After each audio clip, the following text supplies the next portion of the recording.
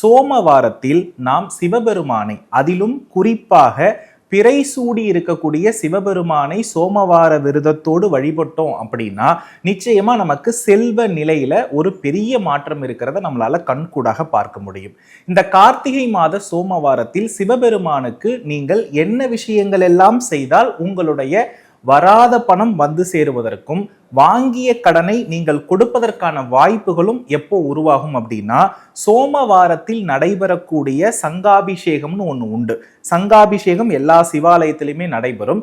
இந்த அபிஷேக பிரியருக்கு நீங்க சில பொருட்களை என்ன பண்ணணும்னா தானம் வழங்க வேண்டியது அவசியம். அதுல மிக முக்கியமான ஒரு விஷயம் என்னன்னா, நம் கையாலேயே சந்தன தைலம் அரைத்து கொடுப்பதுதான் இருக்கிறதுலேயே மிகப்பெரிய விஷயம். நம்மளுடைய பூர்வ ஜென்ம பாவங்கள் அனைத்தும் நம்மளுடைய ஜாதகத்துல 8ஆம் பாவத்தை வைத்து சொல்லப்படுகிறது.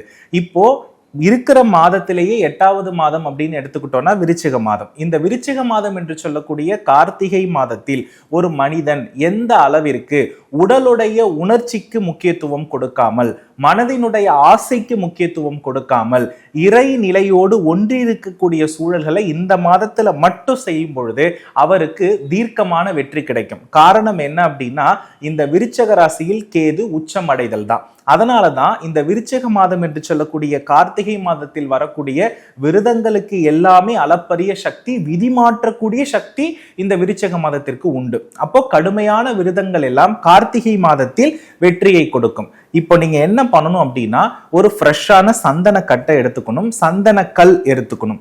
இப்போ நான் சொல்லக்கூடிய பொருளை அனைத்துமே பாத்தீங்கன்னா சந்தனத்தோடு சேர்த்து அரைக்க வேண்டியது அவசியம். அதுல முதன்மையானது பாத்தீங்கன்னா பச்சை கற்பூரம், குங்குமப்பூ, ஜவ்வாது, ஏலக்காய், கிராம்பு, அதே போல பாத்தீங்கன்னா ஜாதிக்காய் பொடி.